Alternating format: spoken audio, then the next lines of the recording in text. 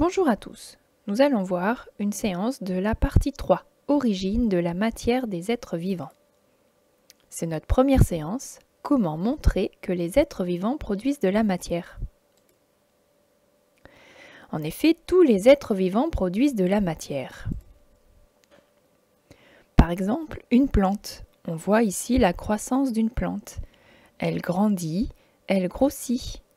Elle produit par exemple des feuilles, mais elle produit aussi des racines, une tige. La croissance correspond donc à l'augmentation de la masse ou de la taille d'un être vivant. L'être humain, évidemment, grandit et grossit, c'est ça aussi sa croissance. Il va fabriquer au cours de cette croissance des organes qui eux aussi vont grandir, par exemple le cœur ou les poumons. Ici, nous avons l'exemple du squelette.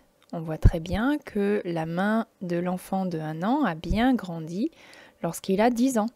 On voit très bien que les os se sont vraiment développés, ont grandi.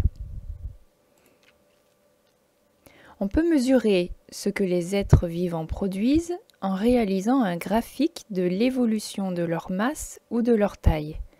Ce graphique, vous allez apprendre à le faire avec LibreOffice Calc. Par exemple, ici, on a un graphique qui nous montre la masse d'un jeune campagnol en grammes en fonction des jours. On voit que la courbe augmente. Cette courbe, elle représente la masse d'un jeune campagnol. Donc cette masse augmente au fil des jours. Cette augmentation nous montre que le campagnol a grossi.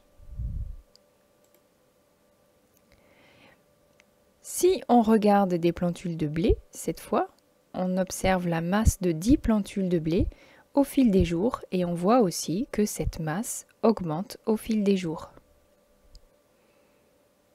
Cela montre bien la croissance du blé. Cette matière qui est produite par les organismes vivants est appelée matière organique.